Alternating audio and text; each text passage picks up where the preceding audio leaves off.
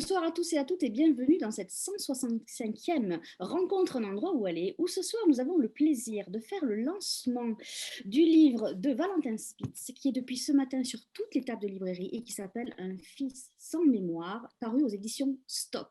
Le voilà, il est là, il est sur toutes les tables. Pour l'interroger ce soir, Olivier Gallet de la librairie Idéal à Paris dans le 7e. Messieurs, avant de vous laisser discuter de ce merveilleux livre, je vais rappeler à nos amis participants qui peuvent poser des questions à Valentin par mon intermédiaire en utilisant l'onglet Converser. Messieurs, je vous souhaite une belle rencontre et je vous dis à tout à l'heure. Merci. Bonsoir Valentin, Bonsoir Olivier. vous allez bien? Bah, très bien, très très bien. On se vous voit alors. Comment s'est passée votre journée? Bah, écoutez, ça se passe plutôt pas mal, pas mal d'angoisse quand même, parce que c'est le jour où le Ah livre oui, sort enfin voilà, il du devient carton. accessible à tout le monde, et donc les premiers avis, les premières lectures. Mhm. Et donc c'est toujours des journées intenses, quoi. Alors, on va vous dire on vous avait reçu à la librairie lors de votre livre Juliette de Saint-Tropez, et après avec le livre avec votre père. Oui. Et je voulais savoir, en fait, on va rentrer dans le vif du sujet par rapport à votre livre. En fait, quel était le point de départ? Euh, le point de départ, c'est une très bonne question.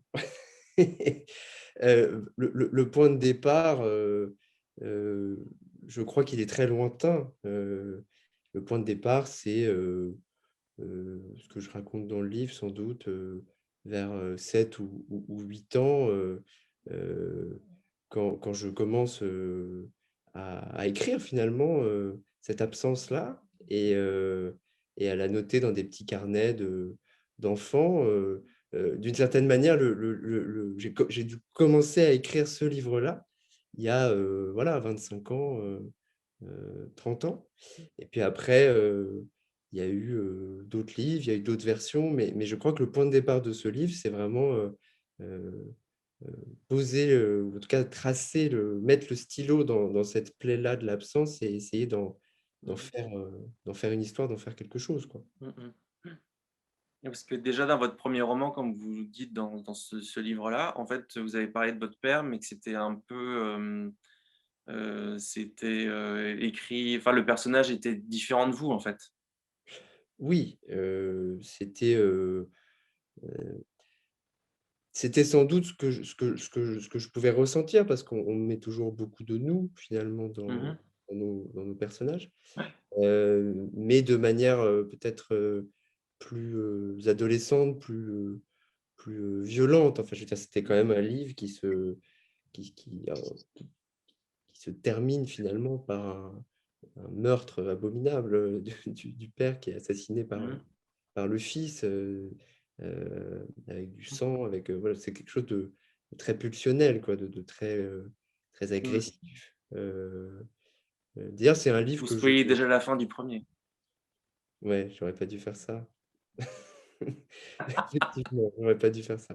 Mais en même temps, non, mais comme je le dis dans Un fils sans mémoire, je l'ai déjà Mmh. spoilé en écrivant, Bah donc oui, oui. c'est pas grave. Mais Ah. non, c'est un livre très... J'ai l'impression parfois de ne pas l'avoir écrit finalement, ce premier livre-là. Tellement Mmh il mh. était... c'était Mmh. comme un cri, quoi, un petit peu. Mmh mh. Et du coup, pourquoi avoir après, écrit un roman sur votre, grand-mère? Sur Juliette de Saint-Tropez?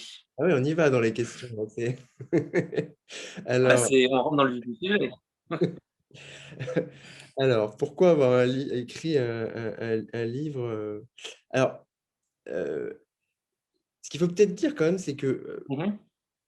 c'est c'est c'était pas un livre sur ma grand-mère, c'était un livre tiré de l'histoire de ma grand-mère, mais de la même manière que là, c'est pas un livre sur mon père, quoi. Mmh mh. Mmh.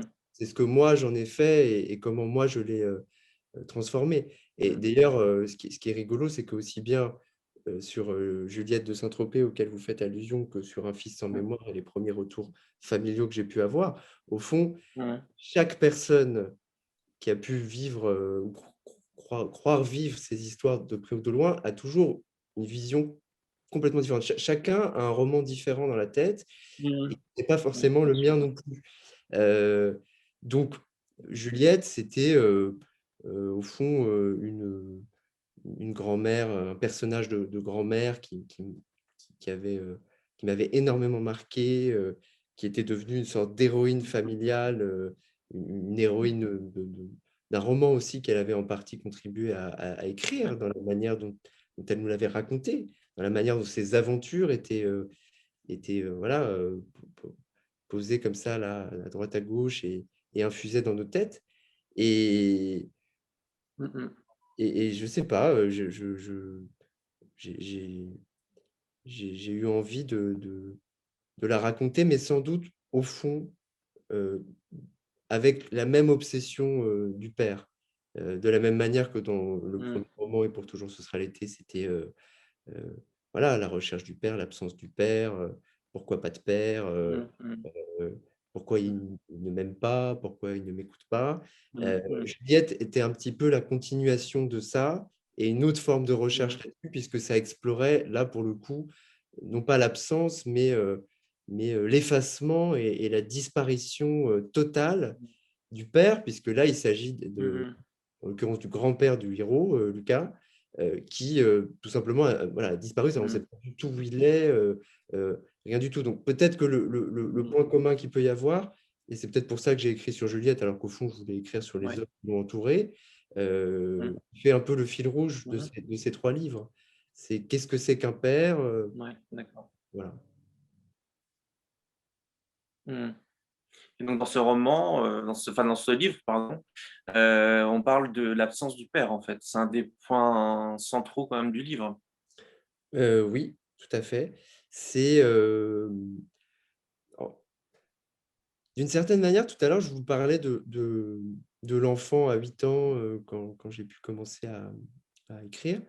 Heu, Mmh mh. je crois que, j'ai écrit ce livre-là pour cet enfant que j'étais, mais aussi pour, tous les autres enfants. Parce que Mmh mh. moi, aujourd'hui, Heu, je suis un peu plus apaisé finalement avec cette histoire-là. Je ne suis Mmh mh. pas dans le même état que quand j'ai écrit mon premier roman, ni évidemment qu'à 8 Mmh. ans et cet enfant-là, il vit toujours en moi, mais j'ai voulu écrire cette absence-là aussi pour les autres, pour ceux qui la vivent peut-être en Mmh ce mh. moment, pour ceux qui l'ont vécu, pour les Mmh. petits-enfants, pour les grands-enfants, pour les parents aussi peut-être qui vivent ces situations de séparation, de Mmh mh. divorce.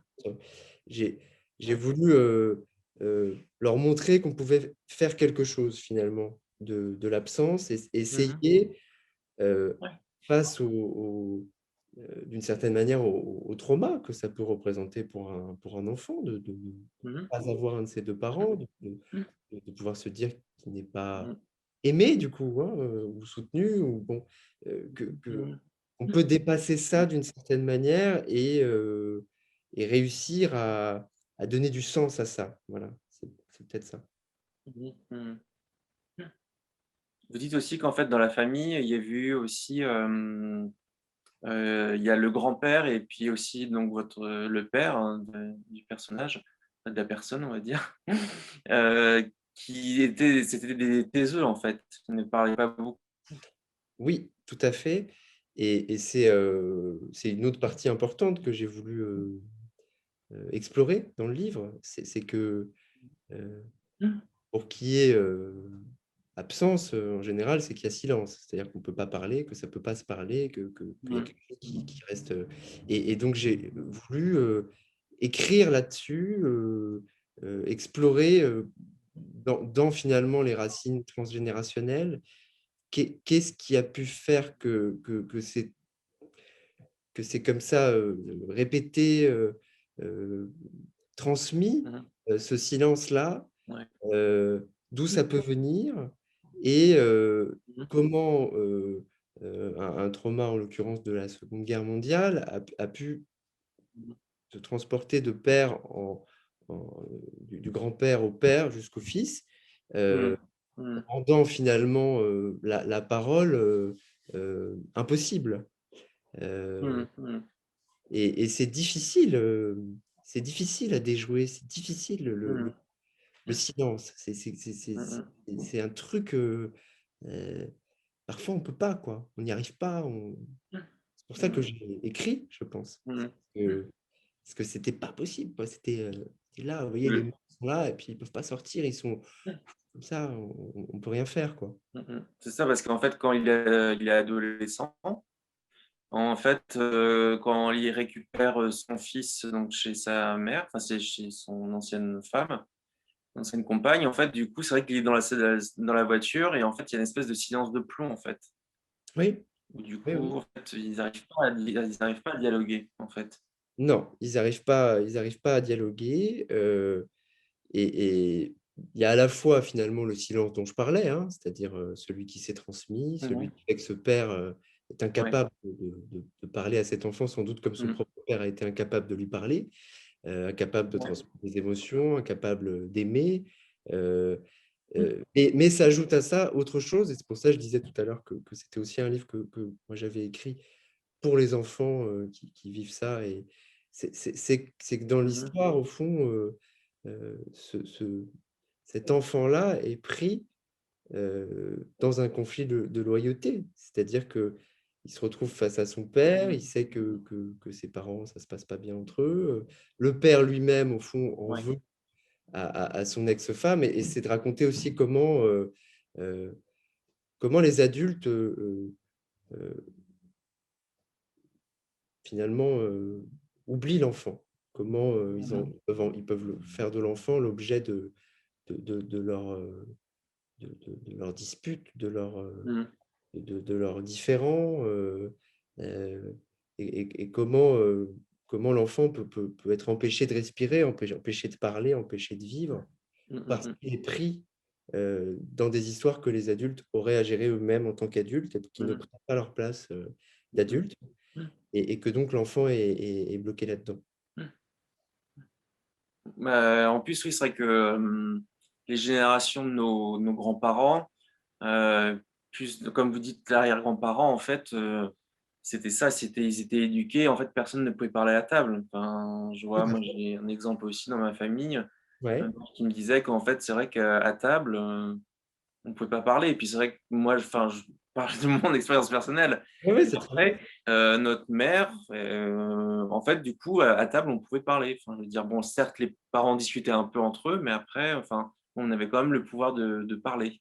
Ouais, ouais, ouais. Bah, c'est très juste comme exemple, mais Mmh. ça me fait plaisir. Ça veut dire et à partir du moment où un livre commence à parler à quelqu'un Mmh. de sa propre histoire, ça veut dire qu'il y a quelque chose qui est passé. Mais c'est exactement ça. C'est ce que je raconte dans le livre, c'est-à-dire c'était une famille, et là je parle de la famille de mon père, hein, avec son Mmh. grand-père, où au fond c'était ferme ta gueule. Voilà, Mmh. Mmh. ferme ta gueule. C'était ne dis Ouais. rien. C'était Mmh. euh, voilà, parce que c'était un, un grand-père qui avait fait la Seconde Guerre mondiale sous l'uniforme allemand alors qu'il ne voulait pas le faire, évidemment, Mmh. qui en est revenu profondément traumatisé. Et que c'est vrai que c'était une époque aussi où, euh, alors, on dit malheureusement encore aujourd'hui, ça arrive, que la psychanalyse, la psychothérapie, c'est pour les fous. Dieu merci, on le dit moins. Mais Ouais. à l'époque, Oui, bien sûr. non pas que c'était pour les fous, c'est que Oui, c'est que bien ça sûr. n'existait pas. Et en l'occurrence, là, ça se passait à la campagne, hein, dans un village. Mmh. Donc c'était encore plus Encore pire. Ouais, difficile. On ne difficile. Ouais. parlait pas de ça. Mmh Et mh, donc, bien sûr. on se taisait. Mmh. Mmh. C'était la façon de régler le problème, c'était le non-dit. Mmh mh. C'était ne pas parler. Mmh mh. Moi, il y a une des scènes que j'ai bien aimé en fait, c'est quand, il attend son père, un samedi après-midi et en fait, il regarde derrière le rideau et il regarde dehors, en fait. Il regarde, la rue et il espère que la moto de son père va arriver Mmh. et en fait, il doit arriver normalement à 14h et puis l'après-midi passe, la soirée passe et tout ça et j'ai bien aimé en fait j'avais l'impression de revoir ça, de regarder la rue pour voir justement, quand la personne va arriver, en fait, hein. Ouais, ouais. C'est une scène d'enfance. Mmh. Tu avais déjà vécu ça? En fait, pas forcément par rapport au père, mais parfois quand on attend quelqu'un, c'est vrai qu'on regarde dehors, si la Ouais. personne va arriver. Enfin, on est dans l'attente, hein, donc On est dans l'attente, effectivement. Bah, ça, c'est effectivement une scène importante qui a été très difficile pour moi à écrire mmh parce que, à la fois, c'est un peu voilà, toute la partie enfance du livre, c'est vous savez, la mémoire d'enfant, c'est pas forcément très clair, c'est des Mmh. sensations, c'est des images, Ouais, ouais. c'est là, en l'occurrence, pour cette scène-là, je suis parti d'une espèce d'oppression au niveau de la poitrine, d'une angoisse, de quelque chose Mmh. comme ça et puis d'un côté, à un moment donné, j'ai le salon m'est revenu et puis là, j'ai presque en y pensant comme ça, en écrivant, senti le rideau qui était un rideau très fin, très blanc et tout Mmh. à coup, comme Mmh. ça m'est revenu Mmh. et je l'ai, écrit Mmh. avec, au fond, tout ce qu'il fallait inventer, Mmh. à l'époque et tout ce qu'un enfant peut Mmh. inventer, Mmh. pour donner du sens à quelque chose qui pour lui est difficile enfin qui n'a pas de sens en fait, Mmh finalement. mh. Mmh. Il n'a pas de sens parce que, même si les autres copains ont parfois des situations, difficiles évidemment, personne ne vit dans une famille idéale, mais à l'époque en l'occurrence, heu il ne peut pas comprendre pourquoi est-ce il doit attendre comme ça, 8 heures, 9 heures, 10 heures, voire jusqu'au Ouais, c'est ça. lendemain, sans explication Mmh et mh. puis qu'on vienne le chercher finalement, sans mettre aucun mot là-dessus et de se retrouver à nouveau dans le silence de la voiture. Enfin, voilà, il y a quelque chose comme ça de hors sens. Mmh. Et je crois qu'il crie, non, à un moment? Ouais, Je sais plus si c'est dans cette scène-là s'il crie? Oui. oui, oui, il crie. Il crie Mmh. parce que, bah, il crie parce qu'il a envie d'être entendu. Alors il écrit. Mmh. Il crie et il écrit, quoi. Ouais. Quelque chose comme ça. Mmh. Ouais. Le livre aussi, donc c'est il aborde le thème de la parentalité, en fait. Qu'est-ce que c'est être père, être mère et jusqu'à quel point, en fait, on se sacrifie pour son enfant. Ouais. Vous parlez de la mer peut-être? Oui, c'est Ouais, ça. Le sacrifice, si je me souviens bien, c'est un moment la mère qui en parle, je crois. Enfin, oui, c'est le narrateur qui en parle de ça. oui, tout à Mmh. fait. Hem, oui, c'est quoi qu'on puisse penser finalement de ce qui peut se passer, entre un homme et une femme, dans une relation, qui ne fonctionne plus et où il y a, séparation, heu Mmh mh. heu, il y a l'enfant et heu Mmh mh. et c'est vrai que là, en l'occurrence, dans cette histoire-là, la mère, se retrouve, seule, Mmh. à tout gérer et c'est Mmh. vrai que quand on a des enfants, on se rend compte finalement, enfin quand on en a ou quand on en connaît, enfin il y a pas forcément besoin d'en avoir d'ailleurs, hein, mais quand Mmh. on a eu en tout cas à un moment donné à s'occuper d'un enfant, on voit tout ce que ça implique dans le quotidien, Mmh. heu heu, qu'est-ce que c'est quoi de préparer l'enfant, d'aller à la crèche ou à l'école, Mmh. de lui acheter son pain au chocolat, d'aller, acheter les vêtements, de Mmh. l'emmener, faire des activités, de penser aux vacances. Je veux dire, c'est un truc, c'est quand même Mmh. on adore nos enfants, mais je veux dire, c'est quand même énorme comme, Mmh. comme charge mentale, j'allais dire et Mmh. et effectivement, le livre raconte ça aussi. Il raconte, la solitude de ces mères, qui, Mmh. quoi qu'on puisse penser d'elle et dans ce qui a pu se passer avec les couples, finalement, se retrouvent seuls parce que quelque chose n'est pas digéré dans l'histoire avec leur ex, qui n'arrive pas Mmh. à être Mmh. adulte, encore une fois et et aussi peut-être je pense que ça, c'est important, mais c'est un peu ce que j'ai voulu dire moi dans le livre, enfin je ne l'ai pas dit dans le livre, mais c'est aussi peut-être un des messages, c'est de dire qu'on entend beaucoup, les hommes dire, «Mais on m'a pas donné ma place de père, on m'a pas donné ma place, elle a pris toute la place, elle a pris toute la Mmh. place». J'ai Ouais. envie de dire à un moment donné, mais prenez-la votre place, quoi. C'est-à-dire, faut pas attendre Mmh. qu'elle la donne, Ouais. c'est aussi à vous de Mmh. la prendre. Je pense D'apprendre. qu'il y a une Mmh. victimisation là-dessus qui est un peu agaçante. Les hommes vont être des hommes aussi et être un homme, c'est aussi être un père. Il y a quelque chose comme ça, quoi. Mais en tout cas, oui, dans le livre, il y a, il y a aussi une forme d'hommage, Mmh à mh. à ces figures de mère ou de maman qui sont là, quoi, qui sont là, voilà, Mmh. qui sont chiantes, qui sont Mmh. imparfaites, qui sont écrasantes parfois, Mmh mh. mais qui sont là. Oui. Et c'est quand même pas mal d'être là avec un enfant parce qu'un enfant Mmh. tout seul, il va pas s'élever en général. Ça va être compliqué, quoi. Mmh. Ça s'illustre par moments justement par les très belles lettres qu'elle envoie à son fils alors qu'il est en vacances. Ouais, tout à fait, tout à fait. Oui, oui, il y a ce lien, j'ai voulu, mettre en scène ça, parce que j'aimais cette idée de de cette mère, qui est un peu obligée d'avoir tous les rôles en même temps, quoi. C'est-à-dire, Mmh. Mmh. elle est mère, mais elle est aussi père, mais elle doit tout faire Mmh. et quand il part en vacances et que finalement elle ne peut pas partir avec lui, parce que Mmh. c'est ça, hein, aussi Elle être doit mère rester sur Paris, seule, oui. bah, c'est-à-dire que voilà, Elle hein, doit il faut travailler quoi. travailler, Mmh. et quand on n'est pas milliardaire, et que le père, Mmh. pas trop là, bah, on part pas en vacances avec le gamin, quoi. Mmh mh. On l'envoie en vacances et on travaille pendant ce temps, éventuellement on le rejoint. Et donc cette mère, en tout cas dans le livre, elle, elle, elle maintient ce lien, en écrivant ces lettres Mmh. qui sont assez belles, qui sont assez mouvantes finalement. Oui. Elles sont lumineuses, Oui, c'est vrai. solaires. Ouais, ouais, c'est vrai, Mmh. c'est vrai. Et vous voyez la distorsion entre la Elles sont pleines de gaieté. elles sont quoi? Elle se dit: «Elles sont pleines de gaieté, Oui, d'amour», ouais, ouais, mmh. bien sûr. Et vous voyez ce qui est rigolo, justement, dans ces histoires de fiction, pas fiction, moi, pas moi, et cetera, Ouais. c'est que ma mère, la vraie, a lu le livre et qu'elle m'a dit: Mmh mh. «Mais pourquoi tu dis ça? C'est pas vrai du tout, on partait en vacances Mmh. ensemble, pourquoi tu racontes ça?» C'est le Mmh. livre. Ouais, oui, bien sûr. Dans le livre, ça se passe comme ça. Mmh. D'autant que votre mère, en fait, comme vous, vous venez à la librairie. Ça, c'est juste un petit, aparté, mais voilà. C'est vrai, c'est vrai. Mmh.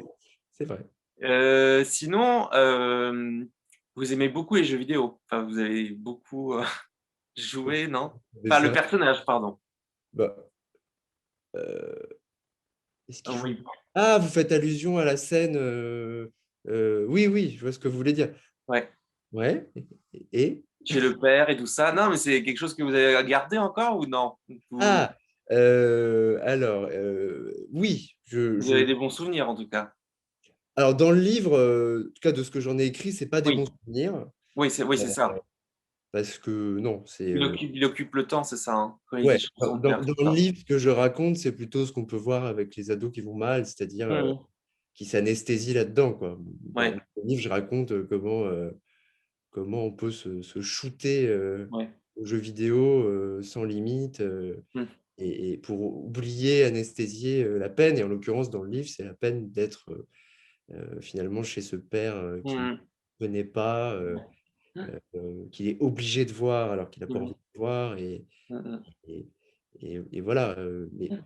aujourd'hui, alors pour être franc, j'ai vraiment très peu de temps. Donc si je joue, c'est des toutes petites minutes, mais je joue par exemple à un jeu très romanesque qui s'appelle Red Dead Redemption 2, qui est D'accord. un jeu où vous êtes un vieux cow-boy et vous pouvez vous balader dans une espèce d'univers infini avec votre cheval. C'est Mmh. assez romanesque, ça donne des idées d'écriture, Mmh. voilà, je suis un peu là-dedans.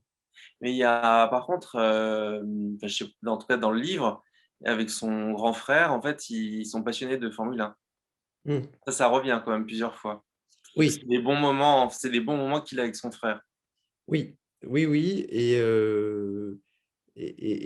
on a parlé beaucoup d'absence de père, et cetera, mais peut-être ce frère fait-il partie, Ouais. justement de ce qui permet à cet enfant-là de grandir, parce que c'est un frère qui est là, qui est Mmh mh. présent, Mmh. avec qui il partage plein de choses, avec qui effectivement il regarde la Formule 1. C'est un Mmh peu le mh. rituel de 14 heures, dimanche, Ouais.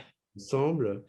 Et Mmh. c'est vrai que, bah, d'ailleurs, c'est écrit dans le livre, mais il y a cette idée qu'en psychanalyse, enfin sur le divan en tout cas, il fait souvent le lapsus, de dire: «Mon père» au lieu de «mon frère». Mmh. Mmh. Et donc effectivement, il y a ce truc-là d'identification, de mais voilà, de gens qui sont là. C'est peut-être quelque chose à dire aussi. Hein, La présence, quoi. ouais, je parlais des enfants qui vivent ça ou des parents qui sont face à cette situation-là. Mhm. L'absence du père, c'est terrible, c'est dur, etc. Mais on peut aussi s'en sortir avec des figures, des compagnons de route, Mhm. comme cette figure de grand frère Mhm. qui est présente, qui est là dans j'allais dire, la banalité du quotidien, mais qui n'est Mhm. pas banale du tout, parce que Mhm. c'est ça qui nous permet aussi de grandir et d'être. Mhm. Donc en fait, derrière vous, vous avez une belle bibliothèque comme chez moi. Oui. Quel est le dernier livre, enfin le livre que vous êtes en train de lire en ce moment? Ou Ah, vous en avez peut-être plusieurs parce que c'est sympa les interviews avec les libraires, hein. C'est pas du tout pareil que les journalistes. Les journalistes, parce que je sais que quand vous venez à la librairie, vous achetez parfois plusieurs livres ou alors vous les commandez et puis comme ça vous les prenez au fur et à mesure. Alors oui. peut-être que vous avez peut-être plusieurs lectures en ce moment, je sais pas. Alors, en ce moment, euh, je suis en train de lire À l'ami qui ne m'a pas sauvé la vie de Ah Hervé oui. Guibert. Mhm. En fait, j'ai un peu des tocs, c'est-à-dire que je lis toujours un livre de poche, voilà, comme ça, un peu avant de dormir, ou Ouais. dans la salle de bain, enfin bon, voilà. Euh, et par ailleurs, je suis absolument addict à la Pléiade. Ouais. C'est très très cher. On vous offre même des Pléiades. On m'en offre même. Donc, en ce moment, j'en lis une par une, du coup. Et comme la Pléiade, chacune est assez longue, ça permet Mhm. d'avoir le temps. Et en ce moment, la Pléiade que je suis en train de lire, c'est celle de Joseph Kessel. Mhm. Voilà. Ça, c'est un peu les deux livres que je suis en train de Mhm. lire en ce moment, mais je tourne aussi très régulièrement sur les carnets de Camus que j'adore. Ouais. Euh, et là, alors pardon, hein, j'ai fait une infidélité à la librairie idéale, je ne l'ai pas acheté à la librairie idéale, mais j'ai entendu une série d'émissions Ah oui. sur Philippe Cadic, Ouais. et je suis... enfin, c'est peut-être que je suis un peu fatigué de moi-même, donc j'ai envie de lire autre chose que des gens qui font des livres au jeu. Et donc, je me suis dit, je vais lire de la science-fiction, en Ouais. l'occurrence du Philippe Cadic, mais en fait, je ne sais pas si vous pouvez voir là-haut. Ouais. En fait, là-haut, Ouais. Ouais. là, il y a la pile en fait de tous les livres que j'ai achetés, notamment à la librairie idéale depuis à peu près 9 mois, et que je n'ai pas toujours pas, enfin, pas encore du tout eu le Ah temps de oui. lire. Et ça, c'est que à mon bureau, ça. Parce que chez Ah oui, moi, bah oui, bien sûr. voilà. Bon, c'est pareil chez moi, hein. Il y a plein de Je vois livres. ça, je vois ça. Je suis ravi de voir cette bibliothèque en vrai. Là, je crois que ça va être l'heure des questions Mhm. des internautes, si je ne me trompe pas. Je suis de retour, messieurs. Mais avant de poser des questions, il y a des messages pour Oui. Valentin. Déjà, il a un coucou de son éditrice, Ah Caroline. oui, Caroline Laurent, bien On l'a sûr. eu, Ah qu'on oui. a eu plusieurs fois dans les rencontres. Il y a Ouais. aussi un message d'Alexandra. Merci Valentin, c'est très généreux de ta part de nous faire partager ta situation que beaucoup de fils vivent. Mhm. Voilà. Il y a Voilà. aussi un message de Corinne. Merci Alexandra. Encore une Merci de fois, je la suis part de ravi aussi maman. de voir que ça parle aux histoires des autres, comme je disais à Olivier tout à l'heure. Donc je redis parce que je t'ai coupé. Pardon. Je vous ai coupé, pardon. Corinne dit merci de la part d'une maman. Mhm. Alors, la première question, c'est Marion qui la pose. Valentin est-il un père? Et c'est vrai que je voulais en parler de ça, mais Valentin est un père, oui, tout à fait. Il était fort. Vous savez, je suis psy, donc je suis habitué à ce qu'on me pose des questions auxquelles je ne réponds pas. En fait, c'est vrai que quand il parlait de la mère qu'elle faisait acheter des vêtements et tout ça, j'ai failli dire c'est quand même quelque chose que vous vivez aussi en ce moment. C'est Oui. pour ça. Mm. Et donc, d'un fils ou d'une fille? Ah, ah. Carnet rose. Qu'avez-vous envie de croire, Nathalie? Que c'est un Mais moi, je le sais, donc cours, eh ben, je eh le ben, vous crois le pas moi. savez, alors voilà. Moi, je le sais. Mais bon, trêve des plaisanteries. Alors, Caroline, justement, votre éditrice voudrait savoir, peux-tu nous parler de la quête du nom, s'il te plaît? Ah oui, c'est vrai, c'est Mais vrai. heureusement Oui. que Caroline, mon éditrice, est là parce que à nouveau, j'ai zappé la quête ça doit être un truc de l'inconscient. Mm. J'avais fait une toute première version complètement ratée qui racontait cette histoire, qui n'était pas du tout ce livre-là, hein, mais qui était C'était une catastrophe. C'était un livre Donc, que… je précise le nom N-O-M et pas du Oui, nom c'est ça, N-O-N. exactement. Ouais, ouais. Ah oui, oui, ça j'avais compris. Non, mais pour que tout le monde comprenne bien. Ouais. Et dans cette version-là, donc, un peu cette même histoire racontée tout à fait autrement, d'une manière absolument ratée, euh, il y avait justement le récit de la quête du nom dont je vais évidemment en parler. Et il se trouve que quand j'avais rendu ce manuscrit raté à Caroline, juste avant de lui rendre, j'avais effacé toute la partie sur la quête du nom. Donc, vous voyez que… Mais effectivement, c'est quelque chose de fondamental dans ce livre-là. Et qu'en fait, Olivier, on peut se tutoyer, je pense que dans la vraie vie, on se Bien tutoie, sûr, mais je pense que ça vous sert à rien. connaissez, on peut se tutoyer On se tout le connaît monde. très bien. Ouais, ouais. Je vais pas mentir. Ouais. Tu disais que comment voilà, est né ce livre. Donc, il y avait effectivement l'enfance, 8 ans, ce que j'ai raconté, mais il y a autre chose qui est fondamentale et sur laquelle Caroline met évidemment le doigt, c'est la quête du nom, qui est qu'un jour, j'ai découvert à la faveur d'un futur mariage que je portais ce nom de Spitz depuis des années finalement dans mes diverses activités, mais qu'en fait, ce n'était pas vraiment mon nom, en tout cas que je n'avais pas le droit de le porter Ouais, ouais. d'un point de vue administratif, officiel, etc. Et en l'occurrence, j'ai découvert ça vraiment à ce moment-là. Et donc, le mariage étant planifié plus tard, mais pas non plus dans 5 ans, il fallait que je récupère finalement ce nom-là, puisque je n'avais pas envie de transmettre l'autre nom. Ouais. C'est un petit peu compliqué à expliquer, mais c'est un nom que ma mère elle-même ne porte pas, bon, qui a une histoire qui est peut-être encore plus compliquée que Spitz.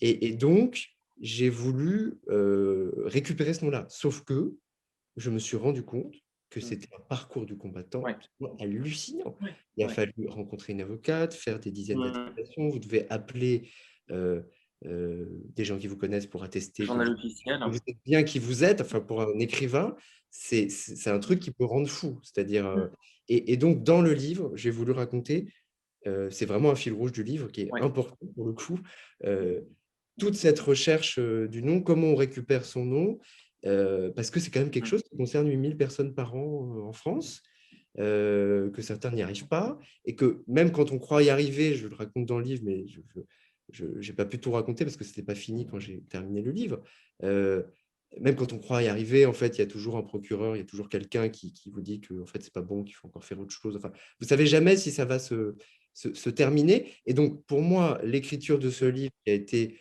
une recherche d'identité, elle s'est faite vraiment en parallèle de cette quête de mon nom, que vous voyez, j'ai allègrement omis d'évoquer avec toi, Olivier, mais grâce à Caroline.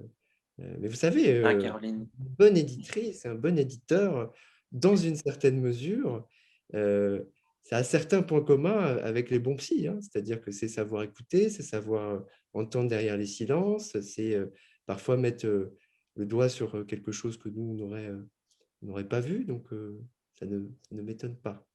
C'est précieux un éditeur et Caroline est très précieuse. Alors là, il y a une grosse question. C'est Constance qui va parler des citations qui en exerguent.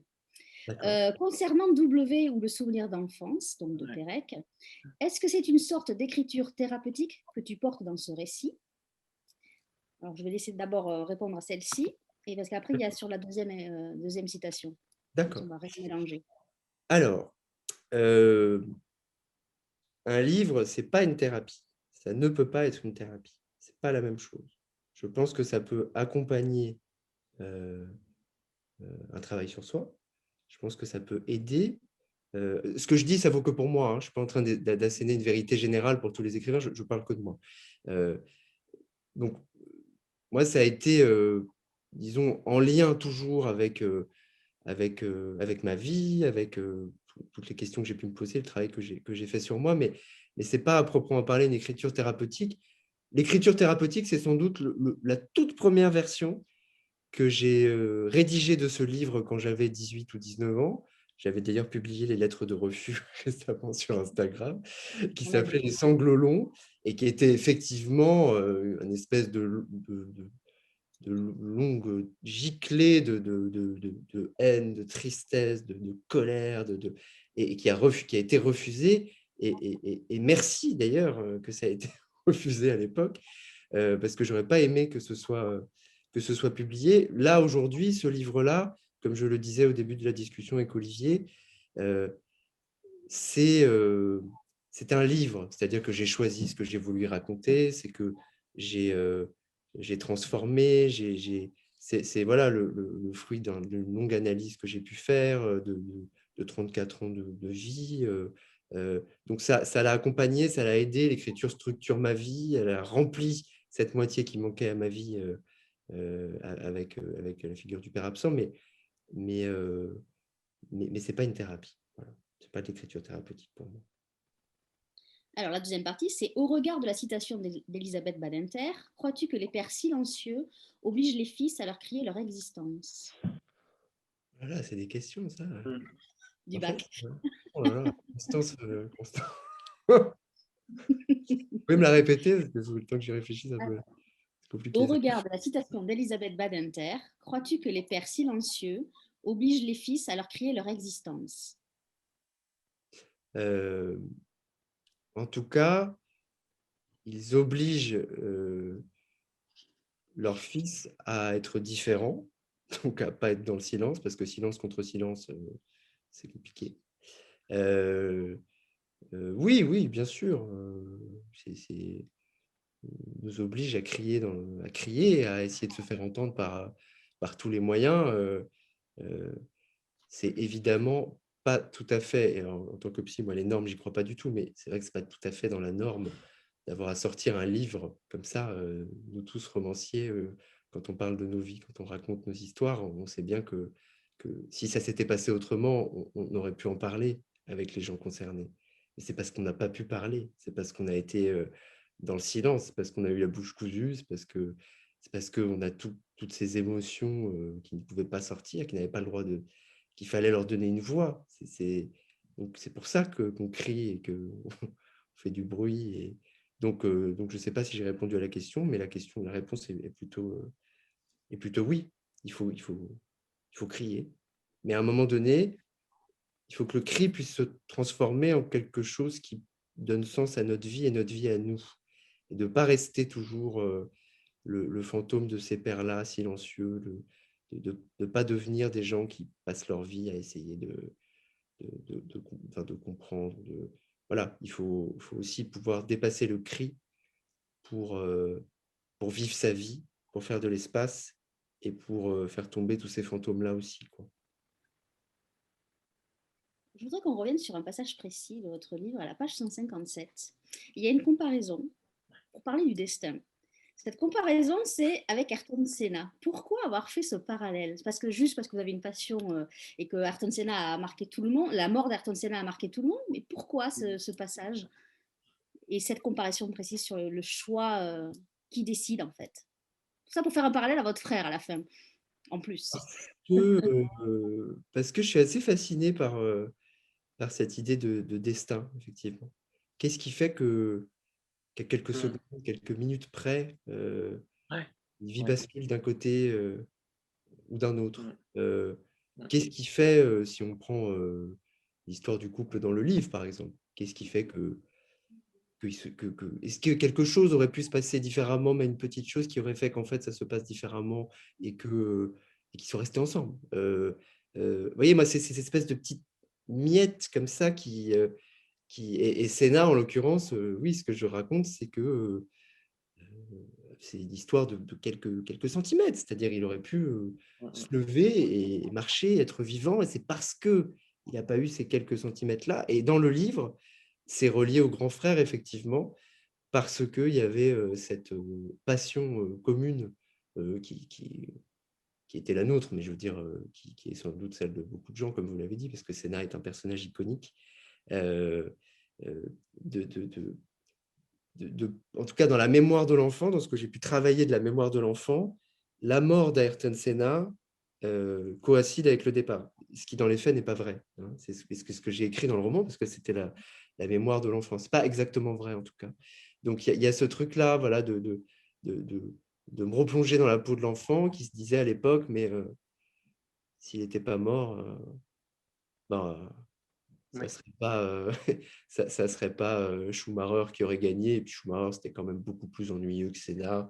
Et peut-être que du coup, on aurait continué à regarder les Grands Prix. Et peut-être que du coup, il serait resté. Et peut-être que du coup... Et le truc des enfants, qui font ça. C'est-à-dire, ah oui, mais peut-être que, tu crois pas que peut-être que, peut-être que. Alors, une question très intéressante aussi d'Élodie. À quel moment on quitte la vraie vie pour être dans une fiction? Est-ce que vous avez senti cette séparation entre la vie perso et le moment où vous devenez un personnage? Un endroit où aller, c'est à Eleven. Hein. C'est On n'est pas là pour rigoler. Hein. À 19h43, un endroit où aller, c'est... vous pouvez me répéter la question? À quel moment on quitte la vraie vie pour être dans une fiction? Est-ce que vous avez senti cette séparation entre la vie perso et le moment où vous devenez un personnage? À partir du moment où le premier mot s'écrit et où les phrases apparaissent et où le premier chapitre est sous nos yeux, on est déjà parti ailleurs, en fait. On n'est déjà plus du tout au même endroit. C'est pour ça que je sais qu'il y a beaucoup de débats sur l'autofiction, parler de soi, pas parler de soi, etc. Mais moi, je crois qu'à partir du moment où on écrit, et même si c'est pour parler de quelque chose qui part de soi, même si on essaie d'être au plus proche de la réalité, on se trompe toujours. Parce qu'à partir du moment où les mots sont là sur le papier, on est parti. On est parti ailleurs. On est parti ailleurs, et là, on est déjà devenu un personnage. Et de toute manière, c'est forcé, parce que, enfin, moi, en tout cas, de la manière dont je peux écrire, je choisis ce que j'écris. Donc, et puis, ça vient aussi sans que je m'en rende compte, de manière inconsciente. Mais moi, je crois qu'on est tout de suite dans la fiction, en fait. Et que même si on essayait de faire vraiment la réalité, bah, on n'y arriverait pas. Je ne sais pas si j'ai répondu à la question. Vous savez, vous voyez, vous répondez très bien aux questions, même si c'est au niveau.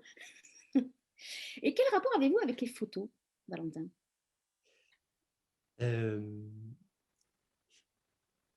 Bah, les photos, c'est un personnage important du livre. C'est un personnage qui raconte l'absence.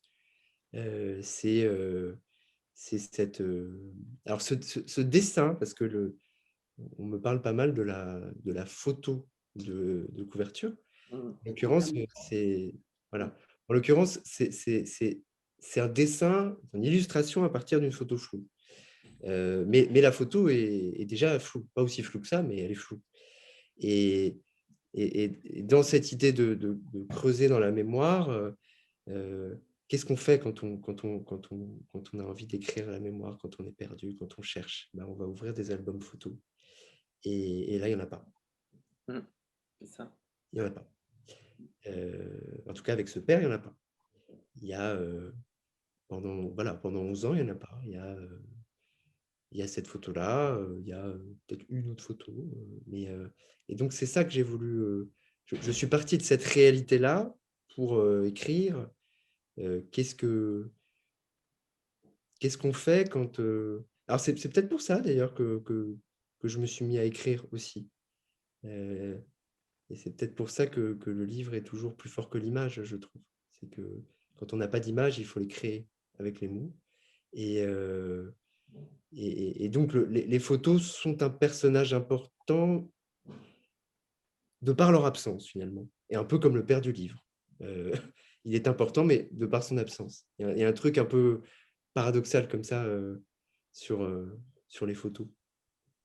Alors, Olivier l'a évoqué tout à l'heure, c'est aussi un très beau livre sur la mer. D'ailleurs, il écrit au tout début du livre Ma mère fut ma première romancière. Oui, tout à fait. Effectivement. Parce que voilà, une mère qui sait comme ça raconter plein d'histoires à son enfant, même si elles sont fausses, même si elles sont complètement subjectives, même si parfois elles racontent sans doute n'importe quoi. C'est quelque chose qui permet aussi de tenir, quand c'est difficile. Et de se construire finalement ce fameux roman familial, de se dire… la question, c'est, à un moment donné, quand on est enfant, est-ce que c'est mieux d'être seul avec une figure paternelle complètement absente, ou est-ce que c'est mieux d'être entre la figure paternelle complètement absente et un récit romanesque, coloré, parfumé de ce qui a pu se passer? Je ne sais pas, je n'ai pas forcément la réponse. Ça peut aussi créer des difficultés, parce que quand on a un récit maternel comme ça, très, très agréable au fond, de ce que son père peut être, quand on le rencontre en vrai, on peut être déçu aussi. Alors, en Moi, tout cas, personnellement, je pense qu'il vaut mieux dire la vérité aux enfants. Mais bon, c'est que mon point de vue. donc je vais remontrer ce livre qui est depuis ce matin sur toutes les tables de librairie, et notamment à la librairie Idéale, qui se trouve au 41 rue Claire, c'est ça, je ne me trompe pas, dans le 7e arrondissement. Bravo. Librairie que je connais bien, que je connaissais avant qu'Olivier soit là. Dire que, du coup, j'ai été coupée. Je crois que Olivier, Valentin va venir vous voir à la librairie, c'est C'est ça? ça, exactement. C'est Samedi samedi, prochain, à partir de 15h. voilà, On venez sera dehors. dehors. On sera Alors, si dehors, mais vous avec à boire. Voilà. ouais, ah oui, bah oui. Qu'est-ce que je voulais dire? Si vous voulez avoir la réponse de savoir si Valentin est le père d'un petit garçon ou d'une petite fille, je vous engage à aller acheter le livre parce que vous avez la réponse au tout début du livre. Donc, si vraiment vous voulez avoir la réponse, allez acheter le livre. Donc, dans toutes les librairies de France, parce que depuis ce matin, Un fils sans mémoire, paru aux éditions Stock, et sur toutes les tables de librairie, allez voir Olivier, c'est un très bon libraire. Il trouve tous les livres. C'est marqué dans le livre aussi de Valentin, à la page 157, qu'Olivier, il trouve tous les livres. Voilà, avant de vous laisser le mot de la fin, messieurs, je vais dire qu'on se retrouvera que mardi prochain, où on aura la chance de recevoir Émilie Fraîche et on fera un parcours d'auteur avec elle. Et s'excuser parce que pour des raisons personnelles, Isabelle Carré n'avait pas pu faire la rencontre de lundi, mais elle est reportée à mercredi prochain à 19h. Donc Olivier, je ne sais pas si vous avez une dernière question à poser à Valentin avant qu'on lui laisse le mot de la fin et de le libérer, puisqu'on est trop pointu pour lui apparemment. Oh non, c'est un compliment. Je sais, merci. Non, juste raconter une petite anecdote par rapport à sa mère qui m'a dit que, il y avait un restaurant japonais qui était très bien. Je pense que tu penses savoir où est-ce qu'il est et qui avait un très bon thé au jasmin. Et ça, voilà. La mère de Valentin passe de temps en temps et comme ça, elle donne des petits conseils culinaires et dégustatifs. Et ça fait toujours plaisir en tout cas. Très bien. Écoute, j'irai le tester. Parce que Ah, tu l'as pas testé? non, non, non, non, non, pas du tout. Et tu Ah, sais, les restaurants et les cafés, c'était une autre époque. Hein. ouais. Voilà. Mais il est ouvert, hein, vu que c'est un enfin, tu sais, c'est un traiteur. Oui, Donc d'accord.